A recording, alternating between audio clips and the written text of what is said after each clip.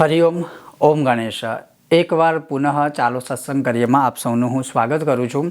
અને જેમ કે આપણે 2 સપ્ટેમ્બર સોમવારે સોમવતી અમાવસ્યા છે અને એ દિવસે ઘણું જ મહાન ઉત્તમ શ્રેષ્ઠ વ્રત કરી શકો છો। તમે જે કાંઈ પણ બીજી પૂજા પાઠ આદિ કરી શકો એનો તો મેં વિડીયો બનાવી દીધો છે, છતાં પણ જો તમે કાંઈ ન કરી શકો તો સોમવતી અમાવસ્યાએ રાત્રિકાલમાં, હવે હું જાણું છું ઘણીવાર બધા પ્રશ્ન કરે છે કે ગુરુજી આ દીપદાન વિષયમાં ઘણી વખત મહાદેવ તો રાત્રે બંધ થઈ જાય અને ઘણીવાર ઘણા લોકો શિવાલયમાં દીપદાન કરવા જાય તો કદાચ યા તો કોઈ સંયોગવશ કરી શકતા નથી, તો શું કરવું? તો એટલા માટે હું તમને ખાલી એક જ વસ્તુ કહીશ। આમ તો એવું જ છે કે જો તમે શિવાલયમાં રાત્રે શિવલિંગની સામે જો ગાય માતાના ઘીનો દીવો અખંડ પ્રજ્વલિત રહે, અખંડ એટલે રાત્રે તમે દીવો શરૂ કર્યો ને જેટલો વધારે સમય સવાર સુધી ચાલે શિવાલયમાં ત્યાં સુધી પ્રયત્ન કરવો। ભલે તમે ત્યાં શિવનું એક દીપદાન કરીને ઘરે પાછા અવતારો એનો વાંધો નથી, પણ એવો પ્રયત્ન કરો કે એ રીતે એ દીવો થાય કે જે સવાર સુધી ચાલે। ના થાય તો એટલીસ્ટ 2-3 કલાક સુધી ચાલે એટલો પણ પ્રયત્ન કરવો। હવે એ જો હું સત્સંગની વાત કરું છું, એ સત્સંગ શું છે એ આજે હું તમને આ વિષય વિડીયોમાં બતાવીશ, શ્રવણ કરાવીશ। જો તમને આ વિષય વિડીયો પસંદ આવે લાઈક કરજો, શેર કરજો ને ચેનલ પર નવા હોય તો સબસ્ક્રાઈબ કરજો।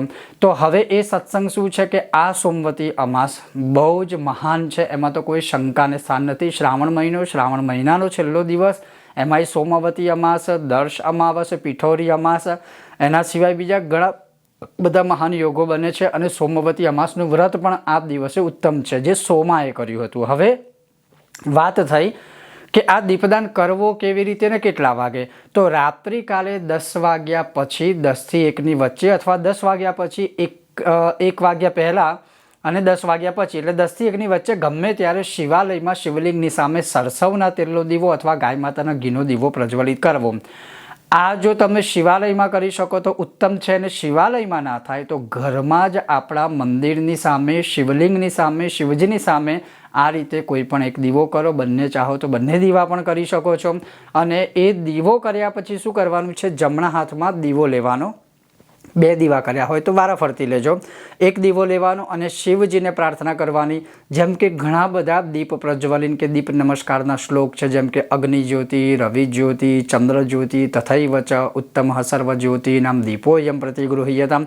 એ જ રીતે બીજા પણ ઘણા બધા દીવો પ્રગટાવવાના, પ્રજ્વલિન કરવાના કે નમસ્કાર કરવાના શ્લોકો છે। તમને જે આવડે તમે બોલો, અને એ ના આવડે તો આપણે ગુજરાતીમાં જ ભગવાનને પ્રાર્થના કરીને આપણે આપણી રિજનલ ભાષામાં ભગવાનને પ્રાર્થના કરવાની, હાથમાં દીવો રાખીને કે હે ભગવાન શિવજી, હે ભગવાન શંકર, હે ભગવાન ભોલેનાથ, મહાદેવ, રુદ્ર, તમે જે બોલો એ ભગવાન શિવના નામ સ્વરૂપે કે હું તમને આજના દિવસે, આજે સોમવતી અમાવસ છે એના મહાન દિવસે હું તમને રાત્રિકાલમાં આ દીપદાન કરી રહ્યો છું અથવા કરી રહી છું। તમે એનો સ્વીકાર કરો અને મારા જીવનમાં જે કાંઈ પણ અંધકારરૂપી દુઃખ છે એને દૂર કરો। તમે આ દીવાનો સ્વીકાર કરો।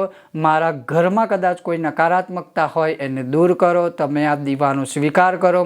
મારા જન્મકુંડલીમાં કોઈ એવા ગ્રહ દોષો હોય તો એને શાંત કરો, તમે આ દીવો સ્વીકાર કરો, દીપ સ્વીકાર કરો।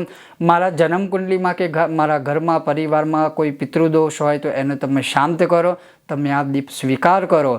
તમારી પૂર્ણ કૃપા મારા અને મારા પરિવાર ઉપર તમે બનાવીને રાખો, એટલા માટે હું આ દીપદાન કરી રહ્યો છું અથવા તો કરી રહી છું। હે ભોલેનાથ, તમે આ એક દીવાનો સ્વીકાર કરો। બસ આટલું બોલીને દીપદાન ભગવાનને કરવાનું। ઘણા લોકો એવું સમજે કે દીપદાન એટલે દીવો લઈને કોઈને દાન કરવાનું, એને નથી કહેવાતું દીપદાન। દીપદાન એટલે ભગવાનની સામે હાથમાં દીવો લઈ ભગવાનને મનોકામના રજૂ કરી અને દીવો ભગવાનની આગળ મૂકી દેવાનો, એને કહેવાય છે દીપદાન। તો સોમવાર 2 સપ્ટેમ્બર રાત્રિકાલમાં ફક્ત આ એક ઉપાય કરવાથી પણ જીવનના દુઃખરૂપી અંધારા દૂર ભગવાન શિવ કરશે અને સુખરૂપી પ્રકાશ આપણને પ્રાપ્ત કરાવશે। અને આમ પણ આપણે જાણીએ છીએ કે શુભમ કરોતુ કલ્યાણમ આરોગ્યમ ધન સંપદા શત્રુ બુદ્ધિ વિનાશાય દીપ જ્યોતિર્નમોસ્તુતે। દીપની જ્યોતિમાં એટલું બધું શક્તિ છે, દીવાની અંદર એટલી બધી શક્તિ છે, નમન કરવા માત્રથી શત્રુ બુદ્ધિ વિનાશાય, શત્રુઓનું બળ બુદ્ધિ ક્ષય થાય છે। શુભમ કરોતુ કલ્યાણમ, શુભ થાય છે, કલ્યાણ થાય છે। આરોગ્યમ ધન સંપદા, આરોગ્ય સારું રહે છે, ધન સંપત્તિની પ્રાપ્તિ થાય છે। તો એક દીવા કરવા માત્રથી જો આટલું ફળ મળતું હોય ને એમાંય જ્યારે સોમવતી અમાસ હોય ને શિવને દીપદાન કરીએ તો વિચારો કે કેટલું આપણને ફળ પ્રાપ્ત થઈ શકે છે। અને આ કરવાનું છે સોમવારે અમાસ 2 સપ્ટેમ્બર રાત્રિએ 10 વાગ્યા પછી અથવા 10 થી 1ની વચ્ચે. ઓમ ગણેશ. હર હર મહાદેવ.